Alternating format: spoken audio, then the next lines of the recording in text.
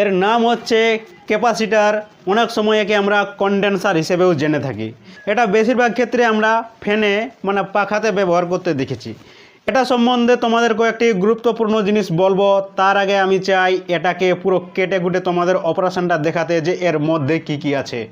দেখতে চাও? দেখো। এটা হচ্ছে একটা পুরনো, যেটা আমি রাস্তাতে কুড়িয়ে পেয়েছিলাম, সেটা নিয়ে এসেছি। তো এটা যখন খুলতে হয় তখন মনে হচ্ছে যে এটাতে কিছু প্লাস্টিক কিছু জাতীয় জিনিস দেখতে পাচ্ছি। তারপরে দেখলাম এই যে উপরের জিনিসটা তোমরা দেখাচ্ছি, এটা হচ্ছে একটু রাবার টাইপের জিনিস, হচ্ছে রবার। তো আর এখানে দুটো তার বেরিয়েছে, একটা নিচের থেকে উপরে এসছে আর একটা উপর দিকেই লাগানো আছে। তো ওটাকে পুরো সাফ করলাম ব্লেড দিয়ে। তারপরে দেখো ওটা তোমরা দেখতেই পাচ্ছ।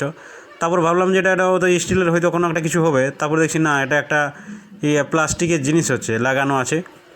তো দেখো এখানে যদি তোমাদের দেখি,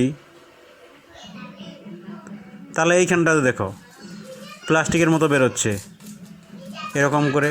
আমি বললাম যে একটু আছে, তারপর হয়তো ভেতরে কোনো কিছু রাখা থাকবে। পুরো ছড়াতে ছড়িয়ে গেলাম, অনেক বেরিয়ে গেলো। তারপরে লাস্টে যখন দেখলাম যে এটাতে কিছু আর বেরোলো না, শুধুমাত্র প্লাস্টিকেই বেরোলো।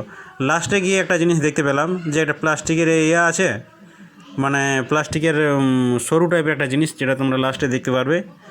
আর তারপরে ব্যাপারটা হচ্ছে এরকম, একটা যে জিনিসটা আছে তার মধ্যেটাতেও একটা রাবার ঢোকানো আছে, মানে ওই রাবারটাই বটে, যে রাবারটা এর গায়ে লাগানো ছিল সেই রাবারটাই বটে, সেটা মধ্যে ঢোকানো আছে। প্লাস্টিকের একটা সরু কাঠির মতো জিনিস তোমরা একটু লাস্টের বেলায় দেখতে পাবে। তাহলে এই জিনিসটা দেখো লাস্টে, এইটা হচ্ছে আসল জিনিসটা। আর কতটা পরিমাণে বেরোলো এর মধ্যে কাগজ, সেই জিনিসটা তোমাদের একটু দেখিয়ে দিচ্ছি, তাহলে একটু ভালো হয়। ভাবলাম না যতটা বেরোবে, অনেক লম্বা। ঠিক আছে, তাহলে ঠিক আছে, এবার পরে ভিডিওতে তোমাদের দেখাবো এর আসল জিনিসটা, এর ব্যবহারগুলো আমরা কোথায় কোথায় ব্যবহার করি। ধন্যবাদ।